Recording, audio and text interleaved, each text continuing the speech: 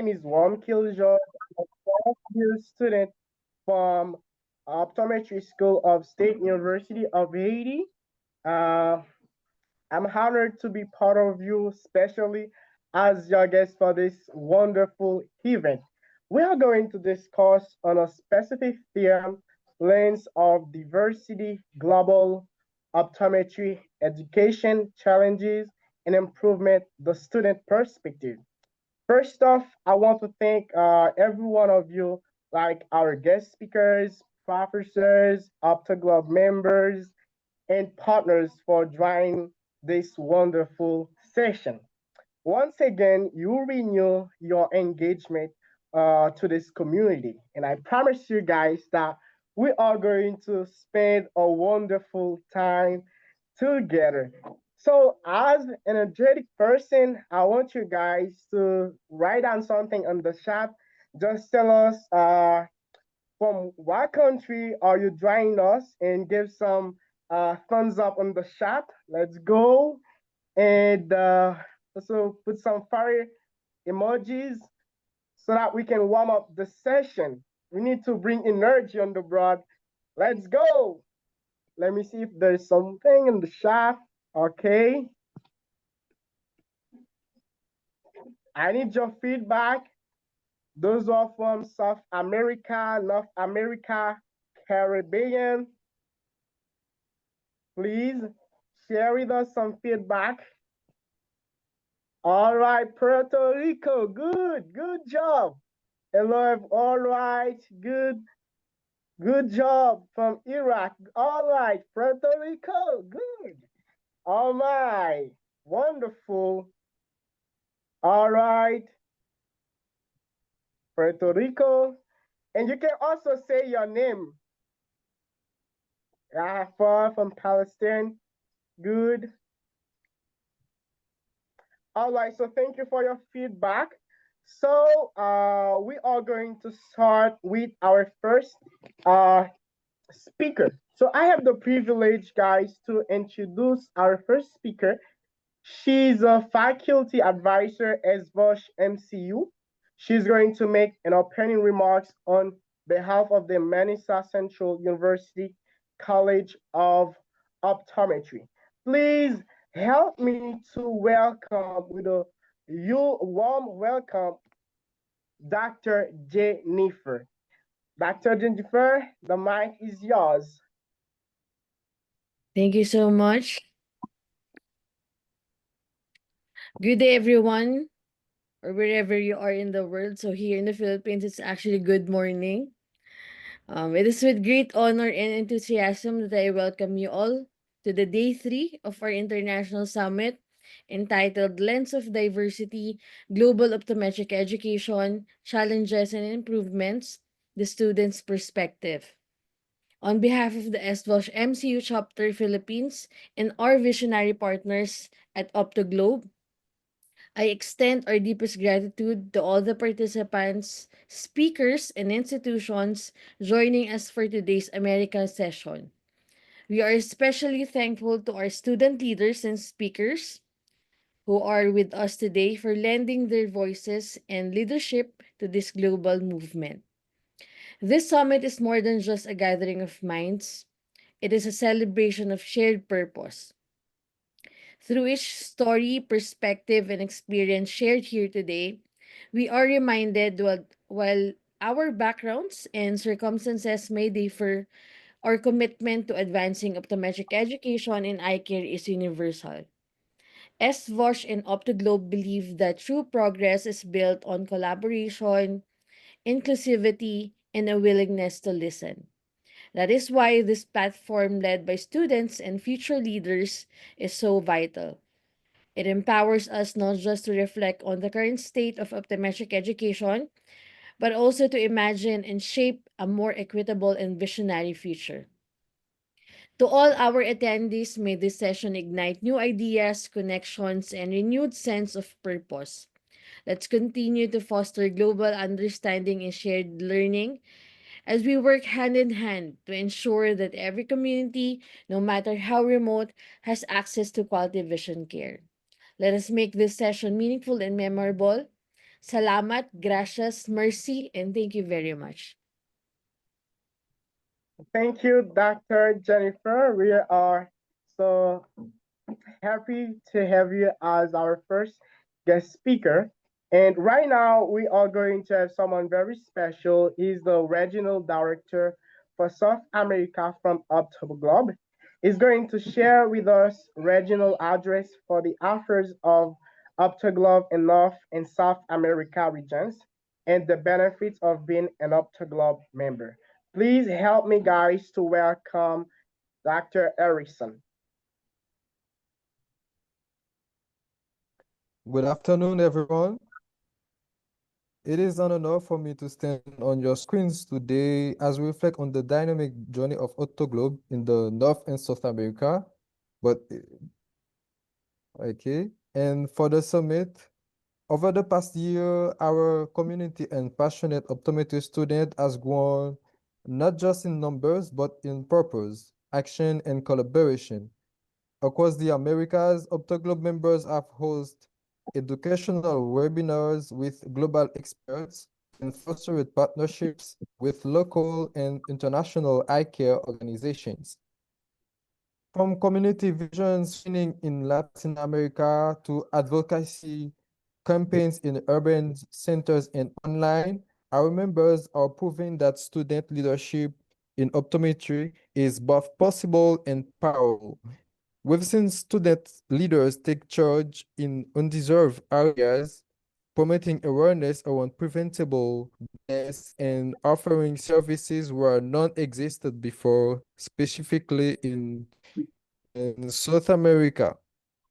But what truly drives our success is the spirit of unity and exchange that Octoglobes cultivates. Being a member is more than having a title. It's about joining a family that speaks a shared language of passion for eye health, cultural respect, and global vision. The benefits of being a non-globe member are many. You gain access to a global network of future eye care professionals. You develop your leadership skills and learn from inspiring mentors. You participate in international events, workshops, and vision missions, and most importantly, you become part of a movement that believes every eye deserves care, no matter where it is in the world. As we look ahead, I encourage each of you to stay involved, stay curious, and never underestimate the power of your contribution because the future of global optometry is being shaped by students like us today. My name is Erickson Francois, and I'm the current Optoglobe's regional director for South America, like my colleague said it. You can reach out to me on South America, that director at optoglobe.org if you want to join us for this wonderful woods. Thank you. Welcome to all of you. And I'm very, very happy that you are here today. Thank you. Thank you, Erickson. Thank you for this remark. And right now, we are going to have someone that is very remarkable in the optometrist study. He was born in Puerto Rico, holds degrees in physics, mathematics, biomedical science, and optometry, with over 40 years of dedication to optometric education. He has served as dean at two permanent optometric institutions.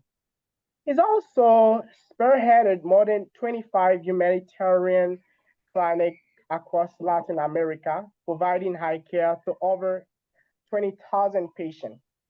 His exceptional contribution have earned him the prestigious Brian Holden Humanitarian Award, and he's recognized as a Lion Club International Ambassador of Goodwill, a prolific author. He has over 100 publications, posters, and presentations to his name. is a respected board member of VOSH International and Latinos in Optometry and currently serves as a full professor and research director at the Inter-American University of Puerto Rico School of Optometry. Please help me to give a warm welcome to Professor Hector Santiago. Thank you so much. Thank you for that warm reception. I'm so happy to be here with you sharing this great day. I have to simply commend every one of you for your great effort. A very unique, first time worldwide global optometric students meeting. That's a big accomplishment. Okay, let me just share my short presentation with you. I'm happy that some of my students and fellow members of VOSH International are here present. We know that there is a big crisis in eye care. And it is not just a health issue. It is an issue of access to education, to productivity, economic stability, and quality of life for many people. We know that at least more than 1.1 billion people worldwide do not have access to eye care and eyeglasses. And we know that uncorrected refractive error is the main cause of vision impairment and the main cause of blindness worldwide. That means that every one of us and you people as future optometrists, you have a unique opportunity to make the difference in the lives of many people worldwide. And as you know, I'm a faculty and a teacher in an optometric institution. Yet what I'm proposing to you may be paradoxical. And this is the proposal. If you really want to learn about optometry, you got to get out of the confinement of your optometry school. You should get out of the school. I'm talking about authentic learning. I'm talking about authentic learning, meaning that is learning that can apply to the realities of many people, including many underserved people throughout the world. And the big challenge, as I see it, that I'm presenting today, and this is my thesis, that there is a gap, there's a difference between what we teach and what we train you in optometry school, and many of the realities that people out there in our communities, especially in our underserved communities. As you know, as you go outside the confines of your optometry school, there are many people in communities, underserved communities, poor communities, with advanced or neglected conditions, diseases that are rarely taken care of because of the lack of primary health care, not to say the lack of eye care. Many of these conditions that you see in these communities have atypical presentations. It's not unusual for you to see a diabetic hypertensive patient, for example, with glaucoma, often in advanced stages. And we know that when we go to these communities, we usually have to work out, make this diagnosis with the minimum amount of equipment. With our bare retinoscopes, ophthalmoscopes, we don't have the advantage of having corneal topographers, fundus photography cameras, visual field analyzers, or even less OCTs. And not only that, many of these communities reflect populations that are very different from us. They may be special ethnic groups or minority groups. They may speak a different language. They may have a very different socioeconomic status. And as you know, the social determinants of health are very important. So it is obviously from the educational point of view that we get to this community. So there's a gap there. And these gaps can significantly impact your work as a future. I think it creates a potential skill gap because when you encounter these realities, especially for those of you who will be working in public health environment or international optometry, you may realize that perhaps you have not been prepared adequately to meet these needs and necessity.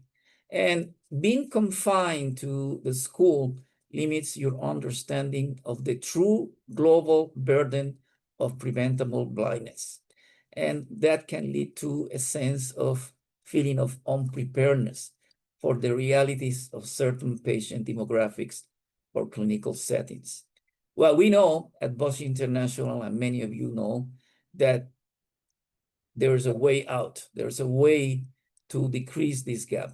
And just in 2022, a group of my students from the Inter-American University of Puerto Rico School of Optometry, we worked together with another group of students and faculty from the University of Las Americas in Panama. And what we decided is to provide eye care to the indigenous community called the Gunas. And it was a unique experience because many of our students are English speakers. They're learning Spanish as a second language. Students in Panama are Spanish speakers. Many of the members of the indigenous community don't speak any Spanish, let's not say no English. So it was a significant challenge. And what we did, we asked our students, how do you feel about this experience? And one of the things they first said is that it was a great opportunity for them to develop their clinical skills. Their ability to diagnose ocular pathologies was significantly improved. The fact that they were able to conduct these tests over and over so that they could refine their refractive skills, their ophthalmoscopy skills, the use of portable equipment, portable slit lamps, tonometers, portable phoropters. And obviously, it was an opportunity for every one of them to identify their strength and also opportunities to develop their skills.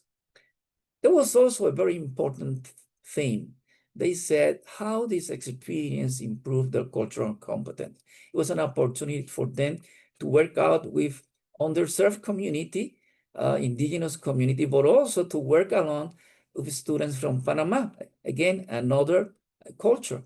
It was the first experience for many to really know about what absolute poverty is all about, not just relative poverty, and what is the experience of lacking eye care. So getting the knowledge, the skills, and attitudes to work with an indigenous population, it was a great opportunity for them to develop cultural competence, not to say also the ability to practice their Spanish. And lastly, but also very important, how they felt about themselves. And they expressed that they felt very grateful and very satisfied to help people. And also it gave them a value, a real value of what being an optometrist is all about, that you can make the difference in the lives of many people.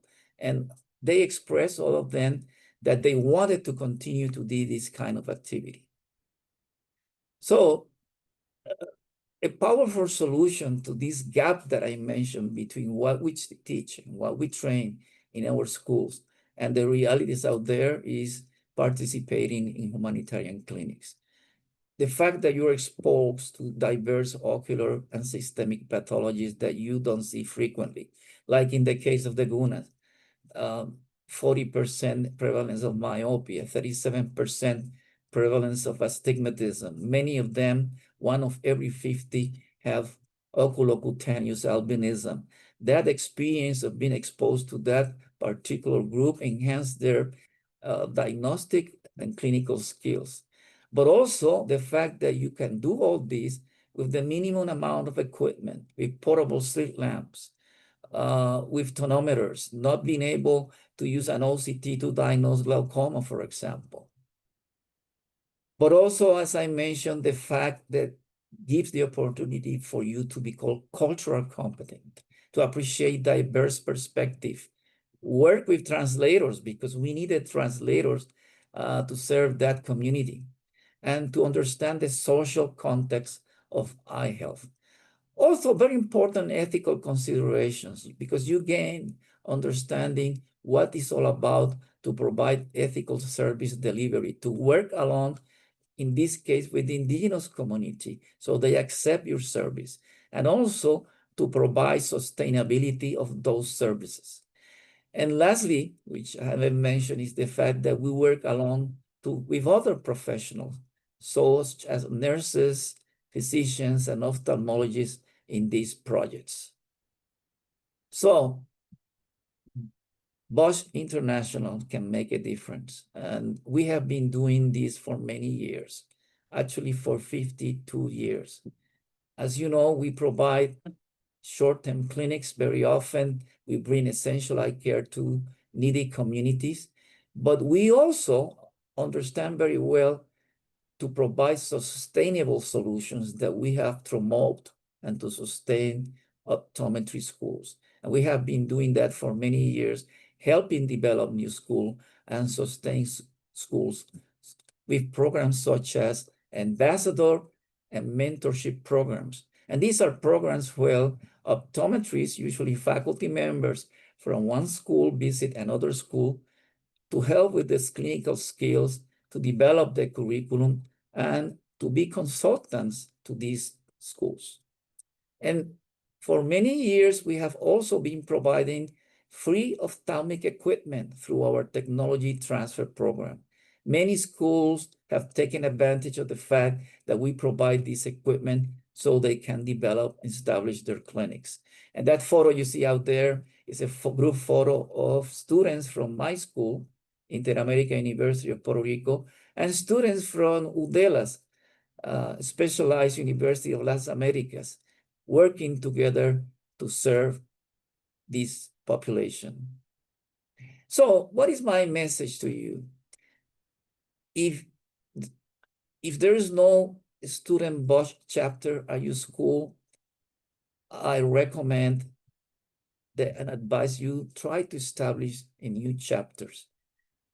It will be an opportunity for you to practice what we're talking about.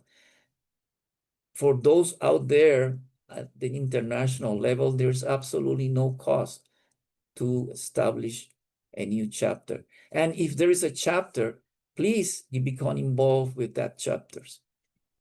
If you don't have that opportunity also, every time in your school that there is an opportunity to do an external rotation in rural areas or international programs, do it. That will be a great opportunity to you to know about communities you haven't been involved with. And obviously, you already know about this, the value of attending conferences. Organizations like VOSH, we hold annual meetings, we have a bulletin, we provide continuing education courses, and we are the voice of many optometrists globally. We have over 115 chapters in Canada, the USA, Latin America, Africa, and Asia. And that way you can become a truly global, impactful optometrist, which means addressing the diverse eye care needs of everyone. That photo you see at the very bottom is a button that we held in Quito, Ecuador last year. We have the counselors of many optometry schools working together, learning together. And I always end up with a short message with one of my great heroes. She is a deaf and blind woman, Helen Keller. Over 100 years ago, she challenged every one of us with these words. I challenge every one of you, all of you who can hear, those who can see, those who are strong. Why don't you become knights against the crusade against blindness? And I'm asking you, please become knights in the crusade against blindness.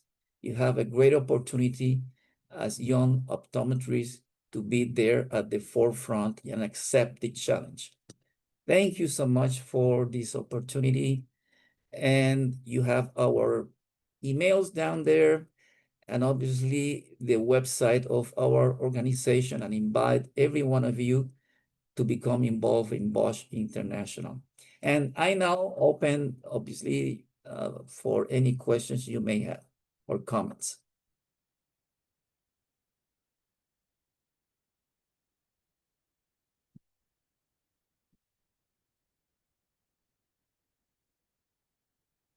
So Michael, you have to open your mic. I think it's closed. There you go. Yeah. Okay. Thank you, Professor Hector. And guys, I know you have a lot of questions, so don't hesitate to ask this question in the comment section, and we are waiting for them. All right. And we're also gonna have a wonderful Q&A session where you can ask our guest speaker any kind of question that you have. Let me see if we have some questions. Okay. Not yet. All right. I think we're gonna receive all your questions in the Q&A session.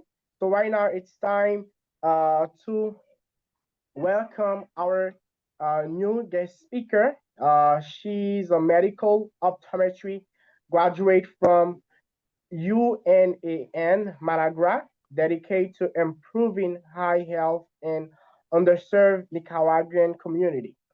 Since 2020, she has been an active volunteer with SVOSH Nicaragua, providing essential eye care service across various regions. Her expertise includes certification in scientific research and myopia management. In 2023, she has contributed to the development of a visual health communication app as part of the Yo Emprendedor contest. The following year, she led effort to coordinate prevision screening and corrective lens distribution for children with HIV in Leon and Masaya. Now, as a graduate, she remains committed to expanding community vision care services and advanced public health initiative demonstrating her unwavering dedication to improving visual health outcomes in Nicaragua. Ladies and gentlemen, please help me to welcome Amanda Vado Torres on the board. Please give me some thumbs up, fire on the comment section. Please warm up this session. Thank you so much, George, for that. Hello, everyone. Well, thank you so much for this great opportunity. I'm very excited to share with all of you, with all my colleagues from everywhere. And yes, my name is Amanda Vado Torres, and I'm a recent graduate from medical optometry in Nicaragua. I'm really proud of it. And if you are a student, well, you are on the road, dude. Okay, let's talk first. Okay, let me share the screen. Please tell me if you can see it. I'm gonna share the presentation. Okay, tell me if you can see the screen. Yes. Okay.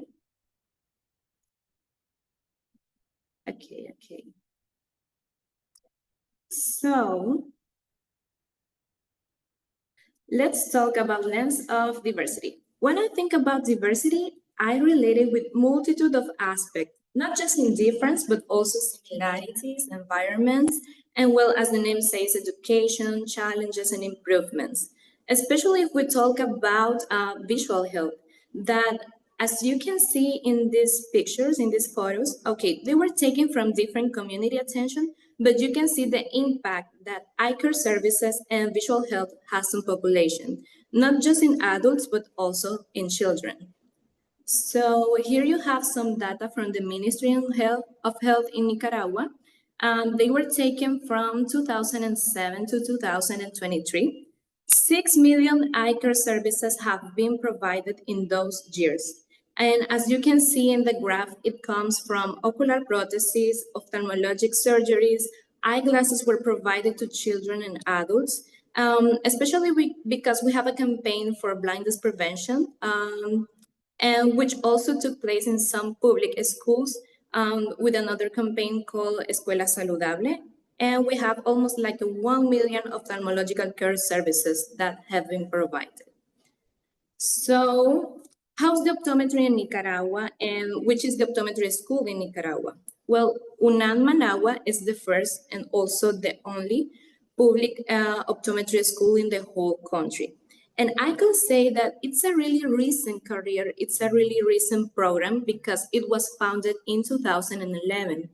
Can you imagine that the first graduating class was in 2016?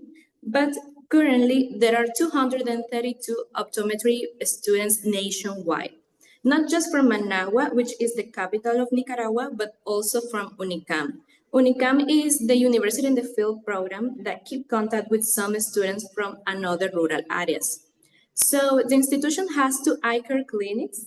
Both are located in Managua, but one of them is within the university and it has classroom equipped. So how the students can apply to the optometry program? Well, after finishing their high school, they can take an exam and the grades obtained determine whether they qualify or not. The course consists of 5 years of study. So the students will see all the medical and optometry subjects, and they are integrated into clinical and community practice starting in their second year. So how we integrate learning with community service? We do it in two phases. The first one is with cultural and educational activities, with the educational campaign for blindness prevention, and with some visual simulators of some eye disease like cataract, glaucoma. So the first part, it's performed by the students of first and second year of the program, of the optometry program. And the other phase, it's all about clinical, it's all about attention, community diagnosis, projects for the intervention of visual health and everything. And this part is performed by the students of third, fourth, and fifth year of the program. So here you have some highlights for the rural clinics and how we perform the attention in a rural area. Well, we first need to know the community. We have to know the total citizens from the community. Also, we need to have a direct communication with the Ministry of Health or Education because it's really important to obtain some permissions to perform the attention, and especially that they can help us also with some medical assistance, nursing support, some basic medicines, and at the end of the attention, a report is passed with the total of the patients that have been attended and how many of them require some ophthalmological reference. So also we have to know if the community has access to some basic services such as water and electricity, because we have to keep on our mind which instruments can be carried, which ones are more durable, or which ones doesn't require any connection, any electrical connection at all. So another point to keep on our minds to do some rural clinics or community attention is the weather conditions. We need to know what time of the year is the best to do it. The place for attention and lodging, of course, how many volunteers will you have, how many will be attending, how many clinics will you need to do it, the transportation, and to know, of course, the local and regional food. If you're allergic to something, maybe some fruit, vegetables, or if you don't eat meat. So here, guys, you can see the collection stage. This is all about our clinical protocol. So we start with the medical record of the patient. Then we do a classification of eye health with visual acuity. Then we pass to ocular motility, especially in kids, it's really important. Then we do fundus and a slit lamp. And this first stage that you can see will give us the chance to do the ophthalmological reference in that moment. In the second stage, it's all about objective refraction, subjective refraction, and optical service. So why we need to improve this initiative? Okay, this is all about 4 topics that you can see. Partnership. What are we doing right now? Students from different countries could share some clinical protocols, prevention strategies, technological analysis, educational approach. Well, also innovation and collaborative research that for us, I think that it's really important because we are starting in this profession. We are gonna have just 10 years with this program. So it's really important to know about some project based on visual epidemiology, treatment efficacy, new technologies. Sorry for that. Okay, also with professional development and leadership, the students need to work on their skills, on their ability to do this management of international projects, as for example, PMJ is doing right now, and George and the other guys. So, of course, to work in multidisciplinary and multicultural teams. And at least, but not less important, the standardization in optometric practice. It's really necessary, to know how is the optometry in another region, another country. Maybe we can have a common clinical protocols and the care and receive maybe any help on that with the information. It's really necessary for us. So I think that's it, guys. If you have any comments or questions.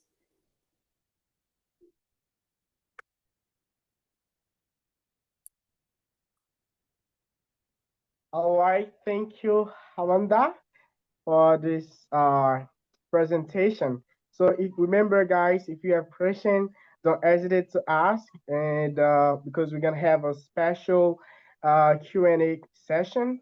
In right now, we have another speaker. Uh, he's an optometrist and vision science student at the Ohio State University, where he's pursuing a Doctor of Optometry and a Master's in Vision Science under the mentorship of Dr. Melissa Belay. He currently served as the 2025-2026 president of an American Optometry Student Association, representing thousands of optometry students across North America.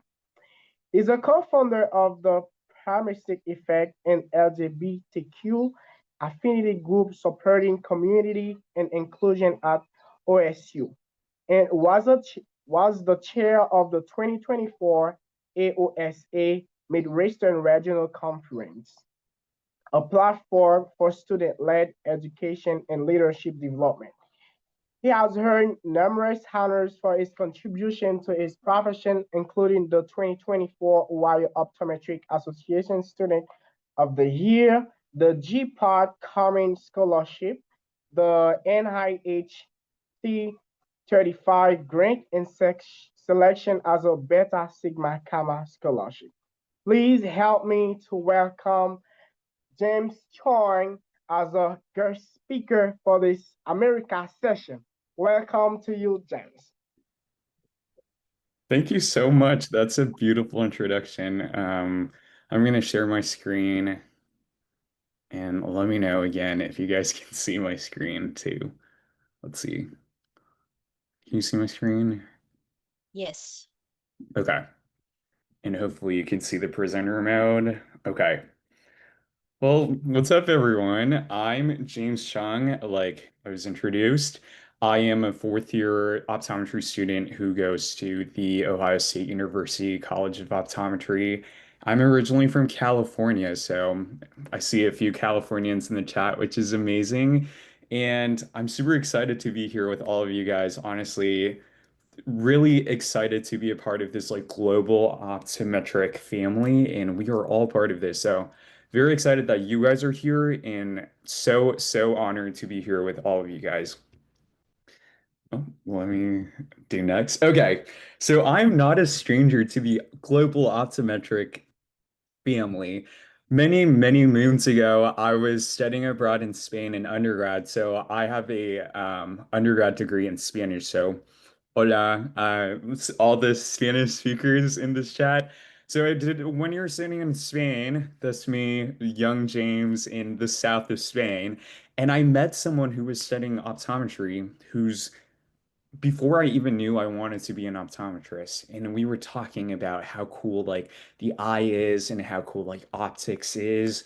And back home for the USA and where I'm from, optometrists can do so many things. And I was talking to this Spanish student who's studying optometry, and he was like, the scope in Spain was so different to what I was used to. And I was like, wow, that's very interesting, and how like different the education is. We learned so much about optometry, but the things we can do is so different. So I guess to like prep everyone and kind of like an overview of what optometry is like in the USA, I'm gonna go over kind of like a baseline, kind of to introduce what optometry is in the States, and maybe you can like share the cultural and regional differences and have this like cultural exchange towards the end too. So in the USA, also depending on which state you are from, optometry is a legislative profession, but in the United States of America, optometrists are the primary eye care physicians, meaning that we can prescribe therapeutic eye drops, diagnostic eye drops. In some states, we can even do minor surgeries such as cross-linking or any like laser surgeries for glaucoma.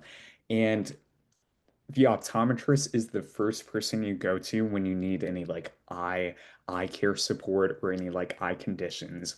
Obviously, optometrists also refract and correct vision with glasses and contact lenses, and also treat all kinds of disease. And we really work closely with the ophthalmology community here in the United States as well.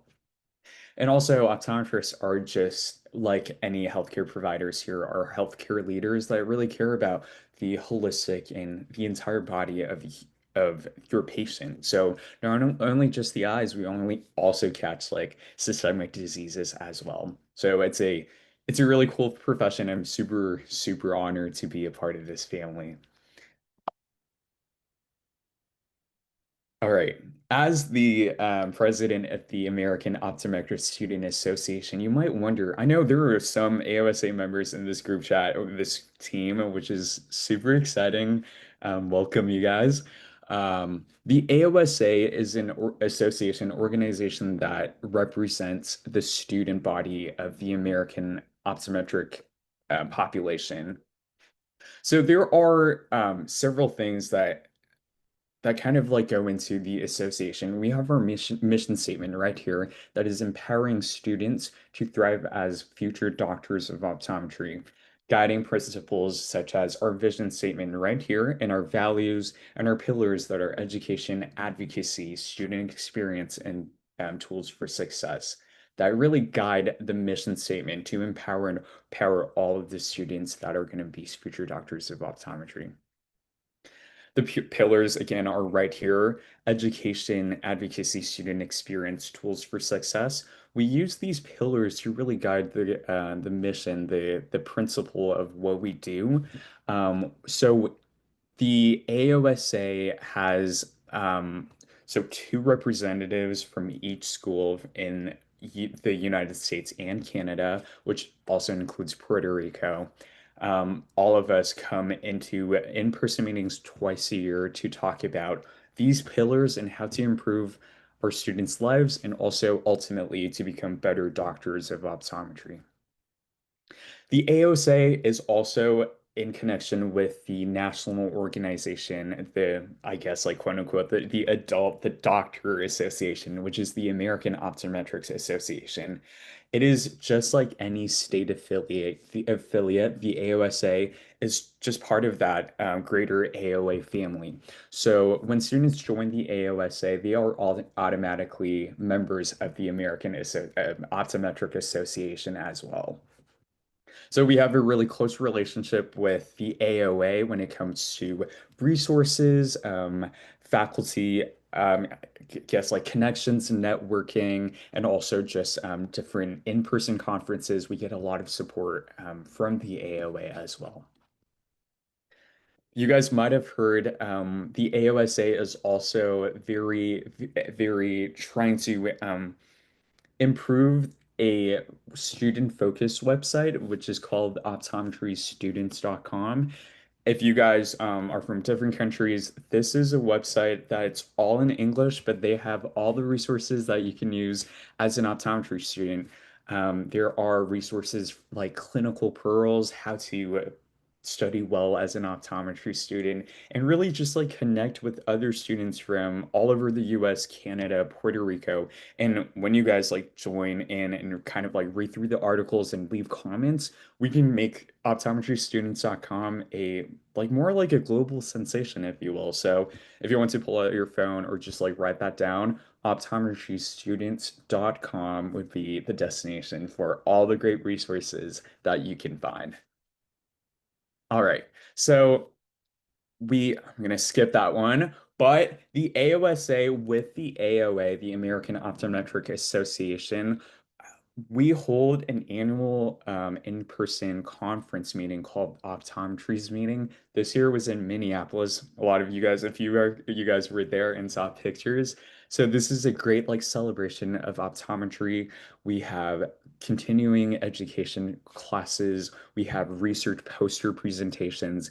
This slide is a picture collage of pictures of the optometry student bowl, which is super exciting. Every school has one representative that goes on stage and answers crazy optometry questions that are super hard. And every year we get one champion. And last year, if you guys go down and right, that's a picture from my school, and Tyson was that year's champion, and we're super, super proud.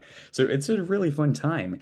And it's interesting because this past year we combined the optometry's meeting with World Council of Optometry. So it kind of like combined a global sense of what it means to be in an optometry family with this year's optometry's meeting, which is super cool. That was also so right here. Um, in addition to like resources for students and all the good in-person events that we host for students to empower them to thrive, we also, in partnership with the American Optometric Association, we host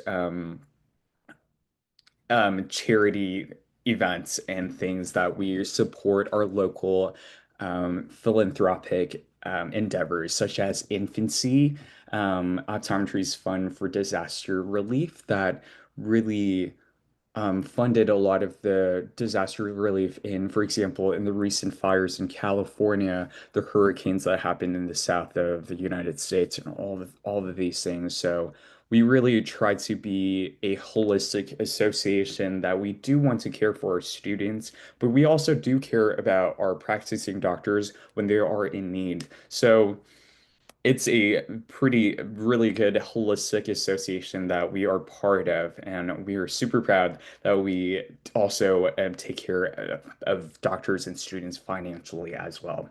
And in addition to those relief in infancy, we also have a lot of student scholarships that we give out to students that really make a difference in their education endeavors. So there are some issues that we are currently facing as the American Optometric student body, I guess. The first one is scope expansion. Like I mentioned before, each state has its own legislative differences. So some states have an optometric scope that's a lot wider than other states. For example, in Ohio, we can't do glaucoma laser treatments yet, but we are currently in the process of getting that, winning that fight, hopefully. And in Oklahoma, we know that we can do, in Oklahoma, the state of Oklahoma, you can do cross-linking surgery and then a lot of like laser procedures. So it really is a wide range, but overall, optometry is still the primary care physician that patients go to. A second point of a contemporary issue would be really connecting optometry students from all over the country. And at this moment in time, I guess like connecting optometry students from all over the world as well, because it is such a, it's like, as you guys may know, like it's a big profession, but it's also kind of like a small family too. Like whenever we go to conferences and even like virtual conferences like this, we see each other all the time and see this like community being built. We really want to connect with other optometry students and really try to build a sense of community so we can thrive and become a stronger profession as we progress and expand our scope and really ultimately help our patients in and get better access. So we'll talk about that in a second too. The third one, I guess, like all American students, I'm sure you know, is the student loan that's always increasing. Tuition's getting expensive, living expenses super expensive.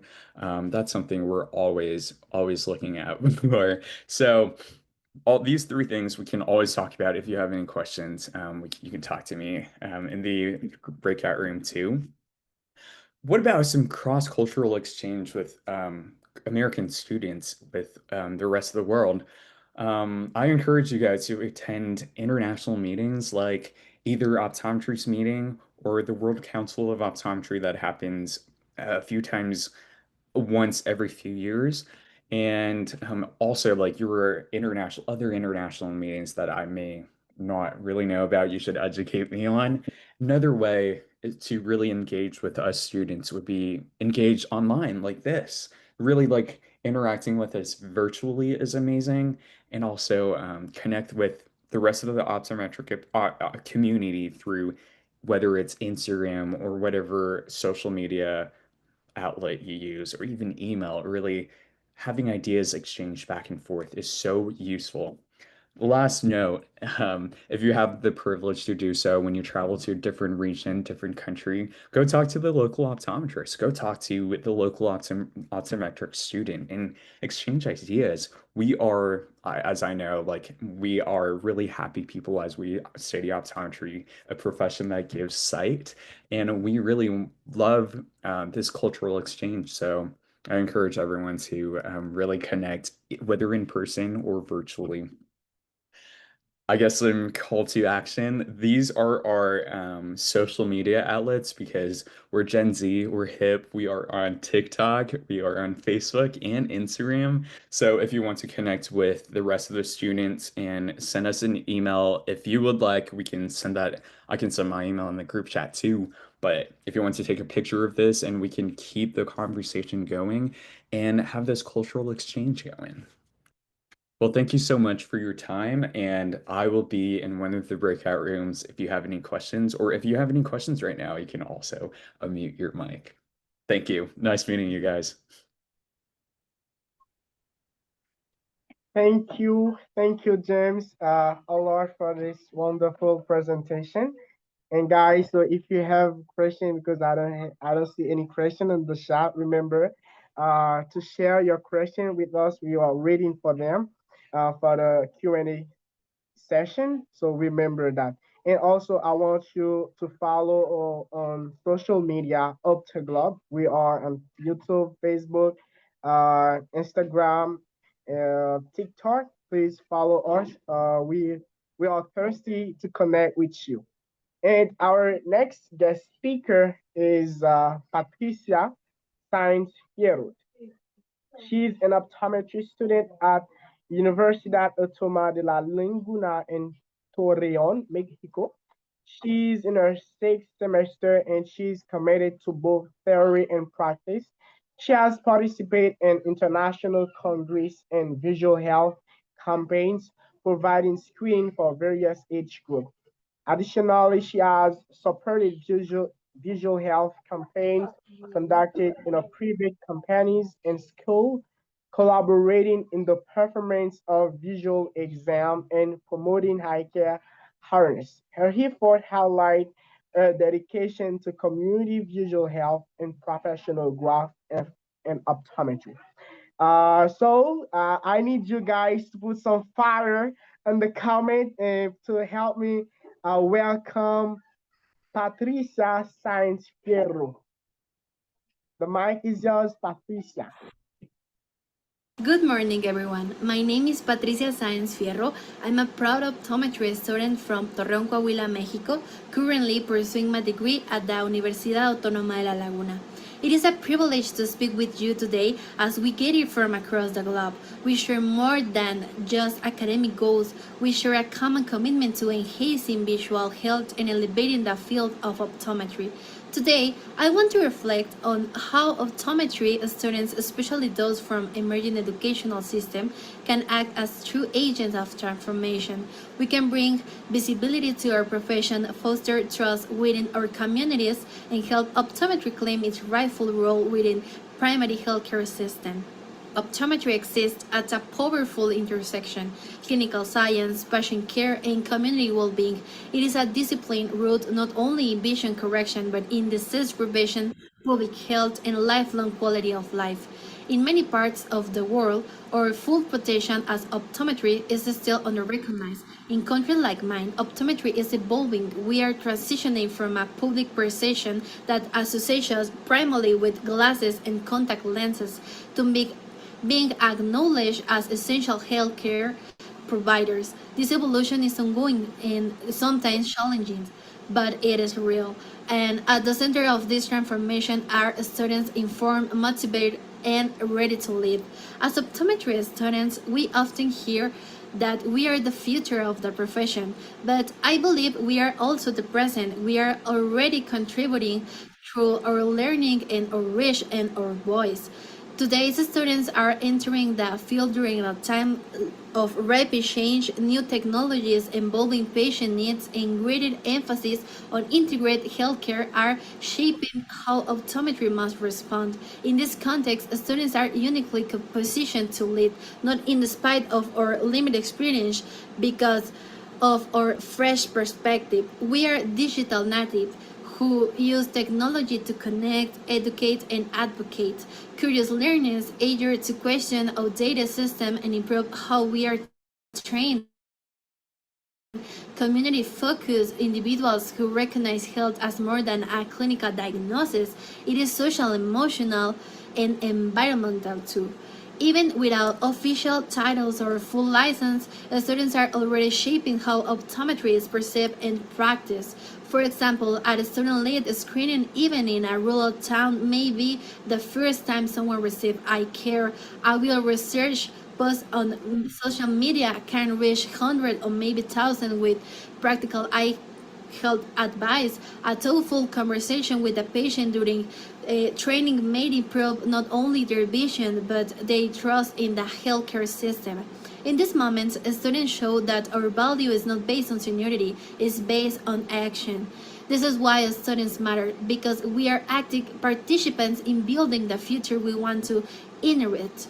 Across many communities, visual health is facing a growing challenge. Millions of people live with visual impairment or blindness, and in many cases, this condition could have been prevented or corrected with timely care. This is not just a clinical issue, it's an educational, economic, and social challenge. When people cannot see well, they may struggle in school, at work, and in daily life. Vision impacts everything. The problem is clear. More individuals needs access to quality, affordable, and timely age care. However, in many regions, especially in underserved or remote areas, optometric services remain limited. Public awareness of what optometrists do is still low. Educational system may be outdated and many students are trained in environments with restricted clinical expertise. Empowering optometry students is a practical and sustainable way to strengthen the profession. When students are provided with proper education, tools, and supports, they become skilled clinicals who can detect and manage visual and systemic conditions, advocates who raise awareness and build community trust, leaders who contribute to innovation and long-term development in healthcare. This approach creates a lasting impact in building capacity from within and prepares for future professionals to serve where they're most needed. Empowered students become empowered professionals, and empowered professionals help build stronger, healthier societies. They may be a large challenge, but there is also a clear solution: support, prepare, and elevate optometry students today to strengthen visual health for tomorrow. And let me now share 4 strategies that students can begin to apply today to strengthen our profession from the inside out. Number 1, promote understanding through public education. We can reshape public perception by communicating clearly what optometry truly is and what it offers. A student-led initiative may include organizing vision screenings in schools and underserved areas, creating accessible evidence-based content on social media, sharing stories of life improved through early diagnosis and timely care. When community understand what we do, they trust us more and seek care sooner. And number 2, foster interprofessional collaboration. Healthcare is a team effort. The early we embrace collaboration, the better we serve patients. As optometry students, we can host joint workshops with students from medicine, pharmacy, and nursing, join interdisciplinary health campaigns or simulating labs, discuss patient cases across disciplines to broaden our clinical thinking. This fosters mutual respect and improves coordination of care, 2 pillars of modern healthcare delivery. Number 3, advocate for quality education and innovation. The quality of our training directly affects the quality of our care.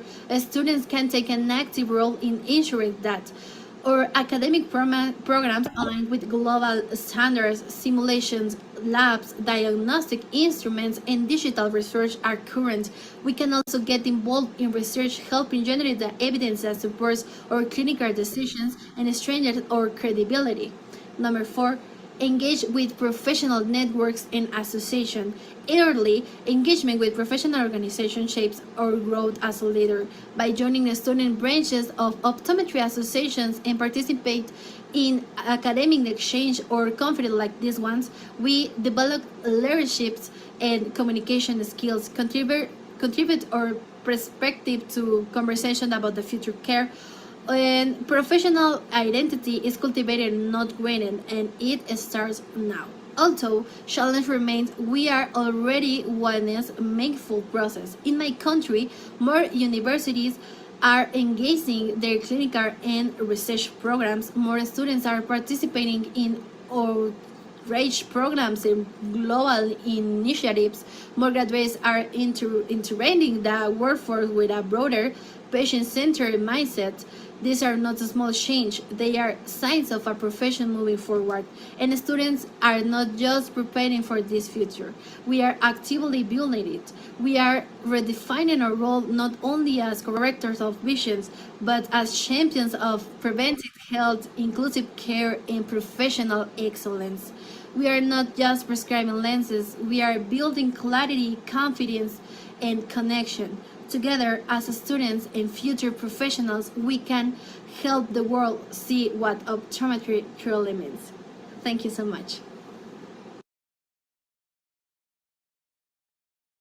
All right, thank you, Patricia. Uh, no more questions. Okay.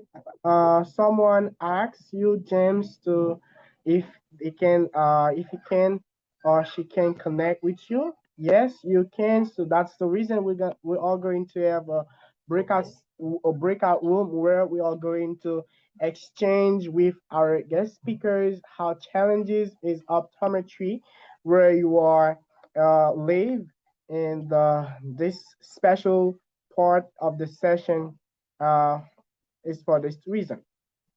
Right now, we are going to have our last speaker for this America session. She's a 4th-year optometry student at Western University of Health Science, USA, with a background in biology, in manners, in Italian study, and leadership study.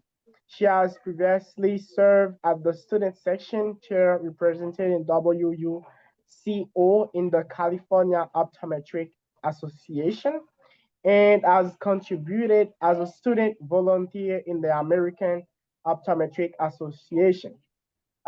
She's a Gold Key International Optometric Honor Society inductee and published author. I've been writing optometry around the world for AOA Focus magazine. multilingual in English, Spanish, Italian, and French. She advocates for diversity, inclusion, and equity care and optometry. Please welcome Diva Zikra. So the mic is yours. Hi everybody. Can you hear me well? Yes. Yes. Okay, thank you so much. So happy to be here.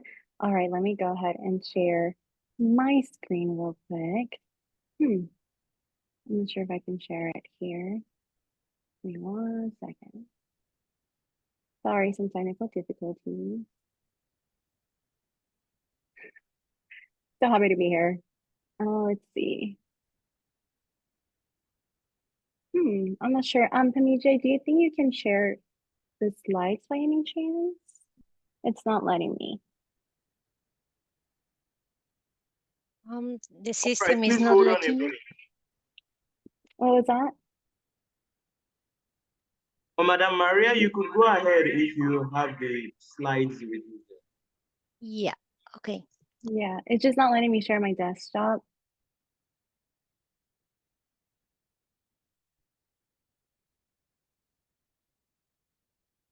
Let's see. All right, I can go ahead and get started and then we can start that out. I'll just talk a little bit. So hi everybody, my name is Diva Sekwa. I'm a fourth year optometry student at Western University of Health Sciences in California. I was born and raised in San Diego, California, so right at the border. I am Mexican American and a first generation college student here as well.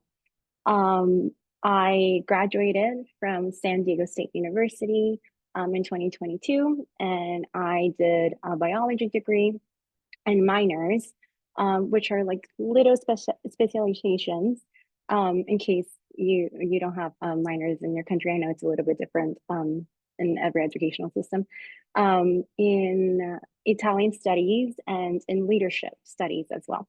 So I'll be talking to you a little bit about leadership today as well. Perfect, great. There we go. That's my presentation. If we can go to the next slide, that'd be great. Thank you so much. So here it is. And that's the other one, please. No, the other one. The second one.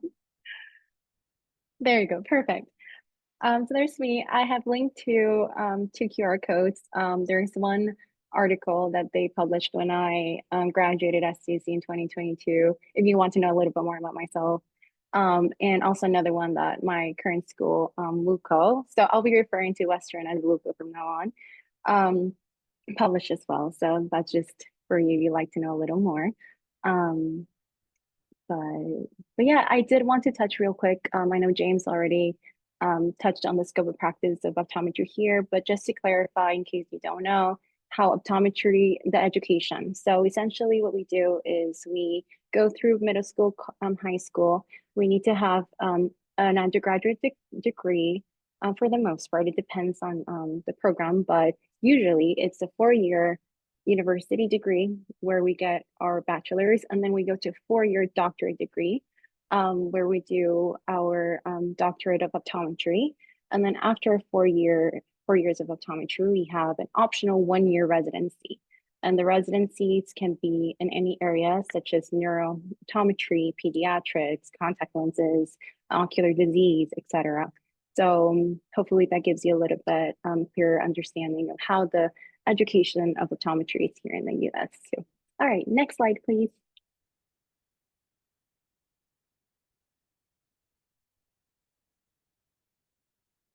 There you go, perfect.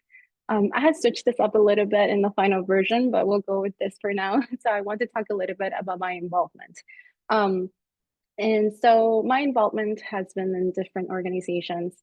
I am the past National Optometric Student Association chapter president for my school. I've also served as student chair for the California Optometric Association. James also mentioned that we are a legislative profession, and what that means is essentially each state in the US kind of determines our scope of practice, and we have representatives of the profession within each state. So I was involved with California there. I am currently the Diversity, Inclusion, and Equity Director for Optoglobe, so I'm very excited to have been involved with Optoglobe and be part of the board of directors now. So yeah, I'm super happy to be a part of it. And in terms of my other involvements, I'm also serving as a committee member for the AOA Opportunities and Optometry Grant Committee. And basically, this committee gives back to pre-optometry students through a scholarship and helps them financially. And so I was awarded this grant the first year I came out, and I'm so happy to now be helping give these scholarships out as part of someone who scores the scholarship applications. I'm also I've been also Latinos and Optometry student ambassador. I have put a QR code here. This is an interview that I did, that I was the one interviewing a Latina doctor, which a lot of you may know. So you want to check that out. So basically the mission is just to increase the number of qualified Latino students applying to optometry schools and just helping elevate the Latino community in our profession. As mentioned before, I'm also a Gold Key International Optometric Honor Society member, which I was recently inducted in, which is a great honor. So that's a little bit of my involvement. And if you have any questions later on, you can go ahead and ask me. Next slide, please. So optometry, can anybody give me a little thumbs up because, yeah, okay. Optometry around the world. So very excited for this. This was published in 2022. And basically my idea when I was writing this, and I had the opportunity to write this article, was just to kind of bring awareness of how the profession is practiced around the world. I've had the privilege to travel to other countries, and when I was, for example, in Italy, I had a great exchange with a friend of mine who is also an optometrist there. And in other cities that I was visiting, I would just go in and ask, I think James touched on this too. I would just go into the cities and see an optometry clinic, and I would ask how optometry was practiced there. And I've been able to do this in other countries as well. And it's been such a great exchange just to kind of have this sense of understanding. I just feel like it doesn't only just like broaden our knowledge of like how optometry is and how it's practiced, but it also benefits our patients as well. Because, here in the US, for example, we do have a diverse patient population, and it's so important because every patient brings a different perspective of optometry based on how it is practiced in their country. So it's just so important to also have some sort of understanding of this so we can also better understand our patients. So yes, if you like, I linked the link here. It is also published online in optometrystudents.com. And this was part of the magazine that it was published in physically. So yeah, this was, and I'm so happy because this was right before Optoglobe came around, and I already kind of had a vision of this and like uniting people around the globe with optometry, and so happy that Optoglobe came about. And yeah, if you guys have any questions, again, feel free to let me know later. Next slide, please. Perfect. So what is leadership? So like I mentioned, I did do some studies in leadership, and this is one of the main things that that I learned about. For me personally, I think leadership is representing, motivating, and inspiring.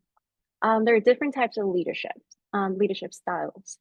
And I think it's very important to be aware of what your leadership style is, or styles. It doesn't just have to be one. It doesn't just identify you as a leader, but it also helps you make connections and help you connect with other people as well. It allows you to lead more effectively, and you can adapt to the needs of your team and just the situation that you're presented with in general. So I think it's very, very important to be aware of that. I personally think I'm more so the charismatic, servant, and democratic leadership styles. Like I said, it's not just only one, but I have linked an article here that was published by Harvard, and it does a great job to explain all the different types of leadership styles. And there's a little quiz linked there as well. And I encourage you all to try and take that and see which leadership style they think you are, based on your responses. And it kind of brings awareness of who you're as a leader. Next slide, please.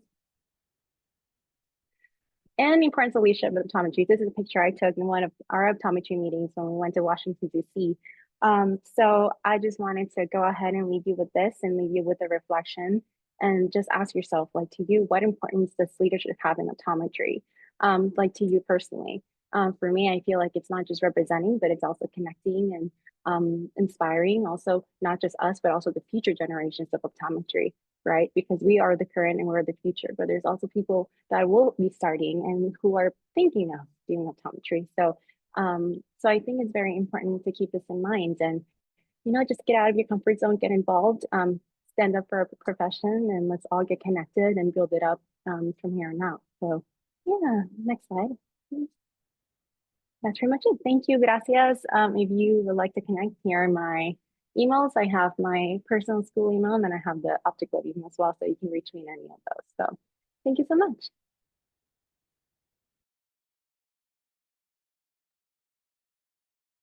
So thank you, Diva. So here we go right now for the Q&A session. So this is something that we were waiting for a long time. It's time right now, guys, to ask your question. I think we have our first question. Let me read it.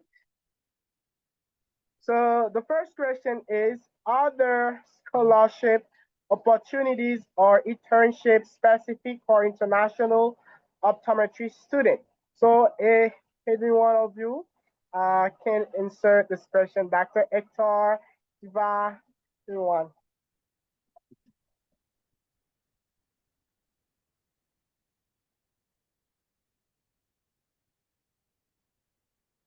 Yeah, let me just briefly talk about opportunities that many of our student VOSH chapters have counselors and students that do participate in all kind of activities.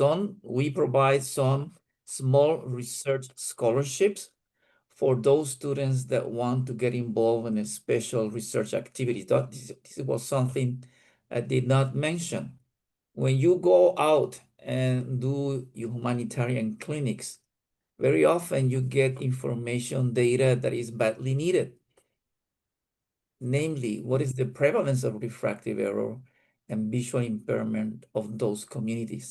So you gather all this data, but very often that data is not published.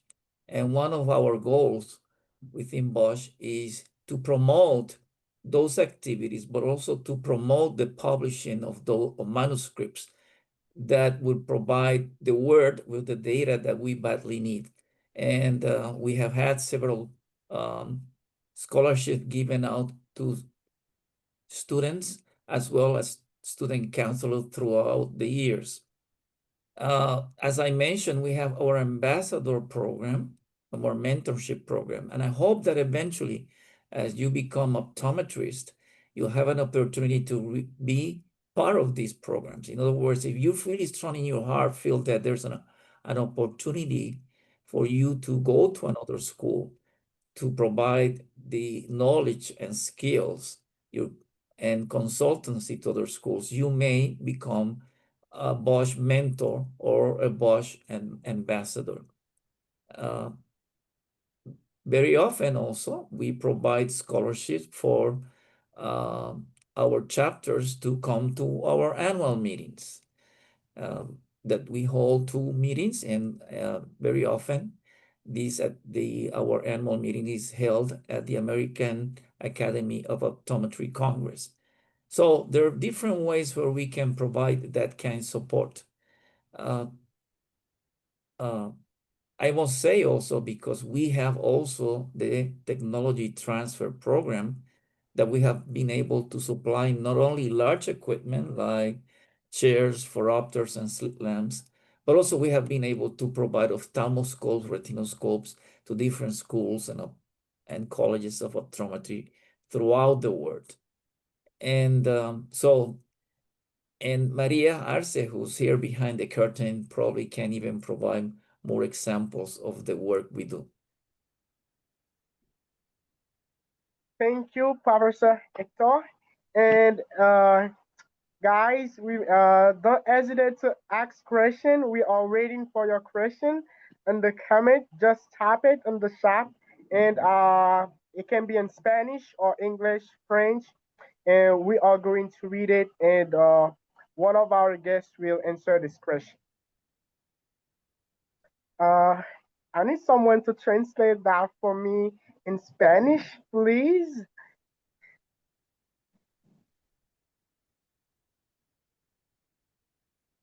I can do so, but I can't see the question.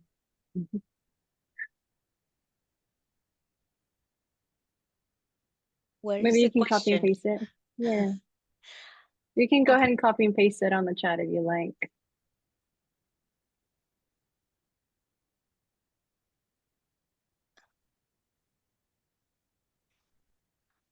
I know, guys, that you are such a good audience.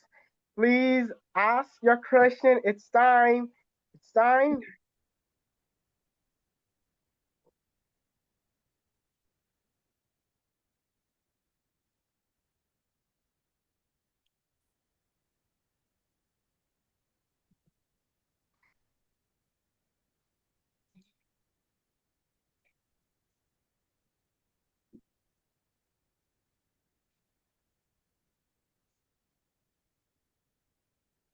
We are waiting for question from South America student, North America student, Asian student. Yeah, I have a question. All right. While you wait for questions, I'll ask a question.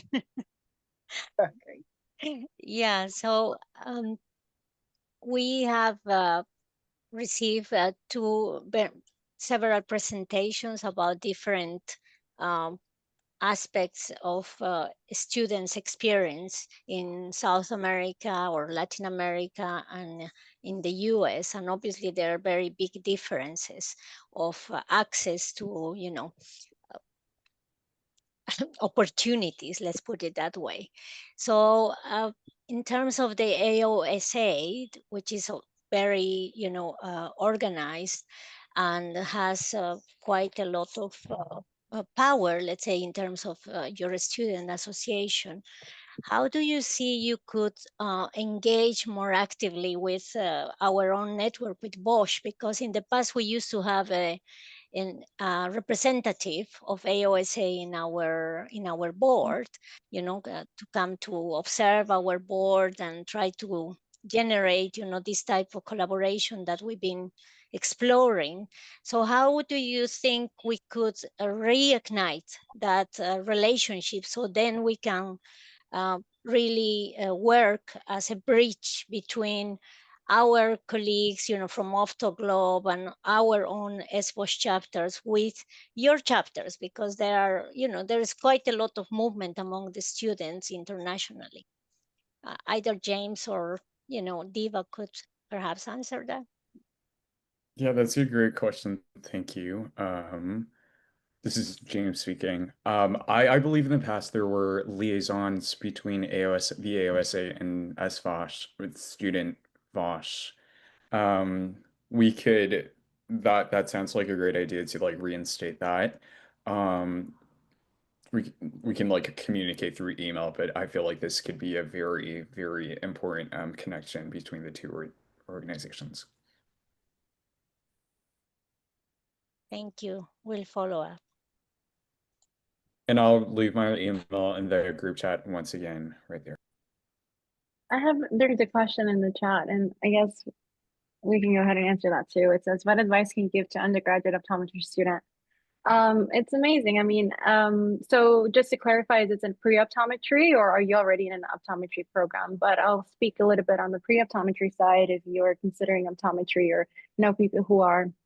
I think it's important to explore the profession and get to know the profession as much as you can.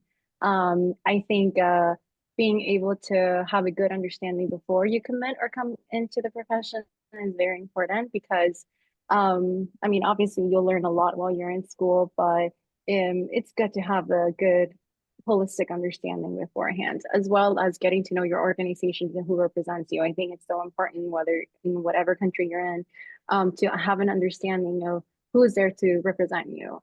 And once you get that understanding, right, also know if you want to be involved. So having that knowledge beforehand, I think is so.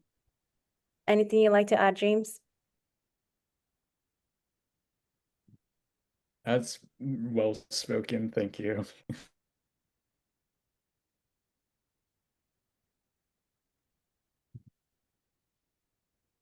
All right, so thank you. And we have another question. What advice can you give to an optograde optometry student?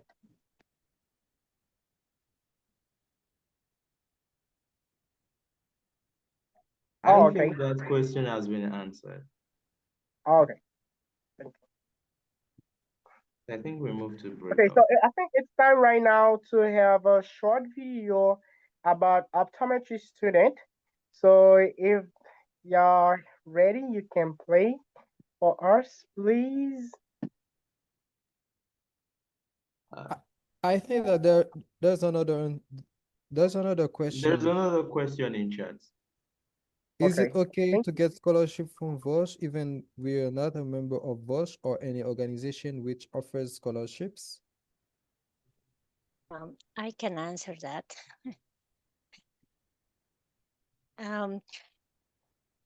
You know, VOSH is a very tiny organization, so I would not want you to have very big expectations about individual support.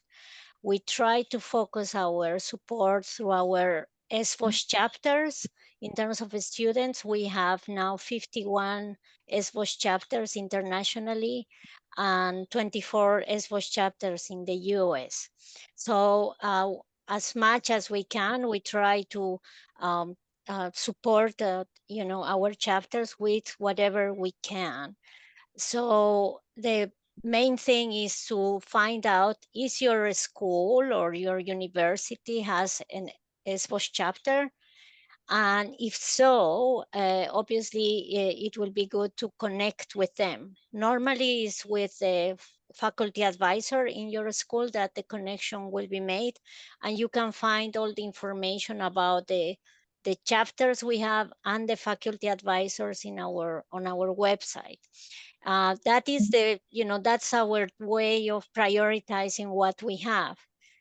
However, I think we are very able to work in partnership and working with Optoglobe, for instance, for already 2 years or a little bit more since Optoglobe started, basically.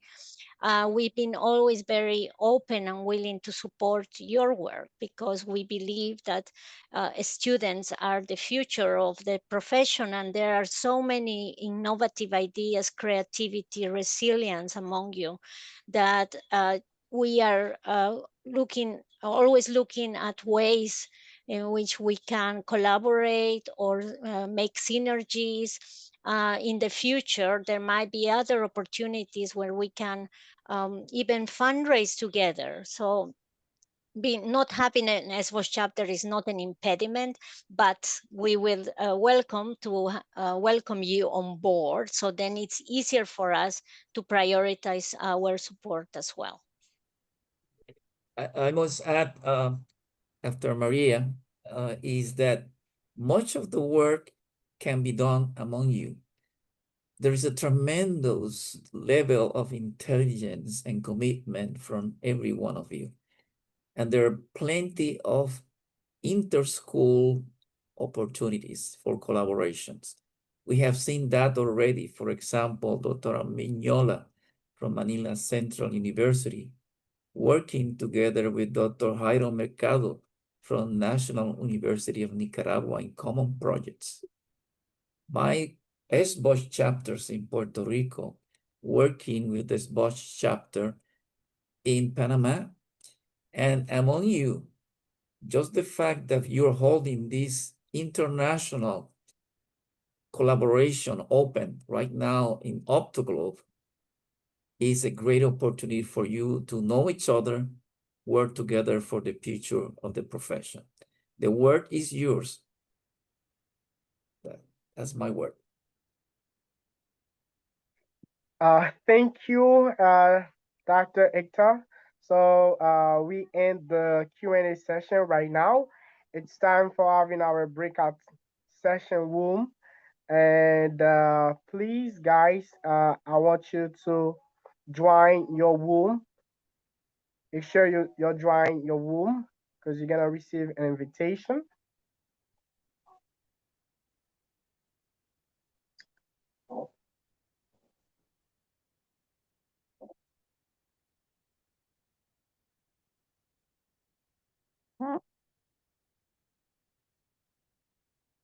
Did you receive the invitation of the breakout rooms? Not yet. We have two rooms. We have a Spanish room and an English room. Please click on the room to join your room. Yeah, thank you.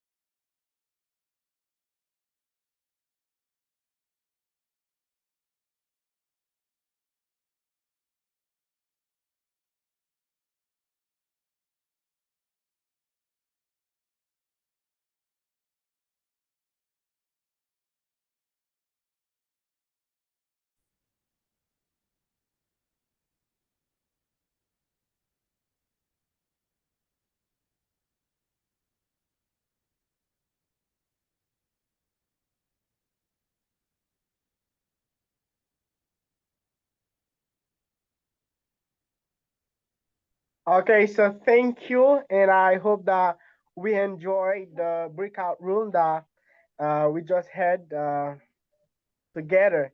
Uh, so right now it's time to move on the vote of things where we can have Benjamin, Maria that we are going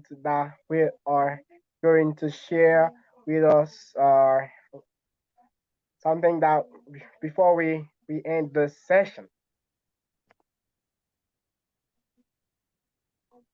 All right, thank you very much, Georges. I'll just be very brief.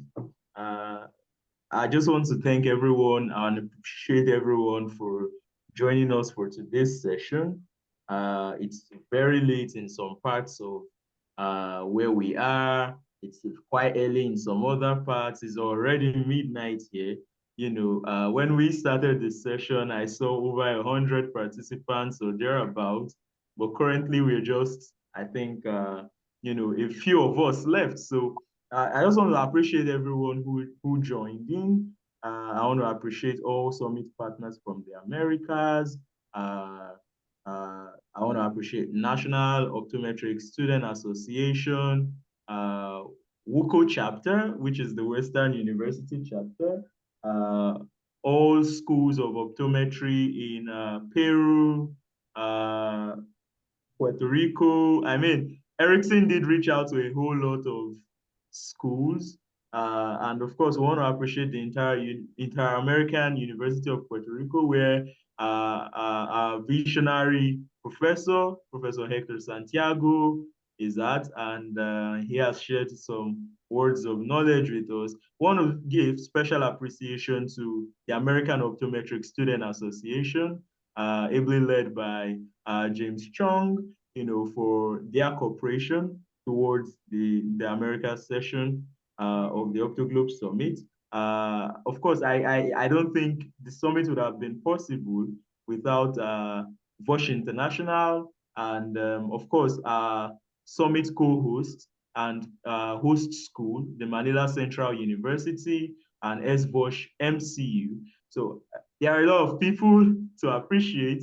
Of course, I would be appreciating Amanda Badu, who joined in, all the way from Nicaragua, our speaker, Patricia Saenz, from Mexico, and of course, our wonderful moderator, Georges, merci beaucoup, and everyone from Haiti who joined in, the South American director, Erickson, as well. So there are a lot of, wonderful people to appreciate, and I apologize if probably I missed out on any names or any association to thank.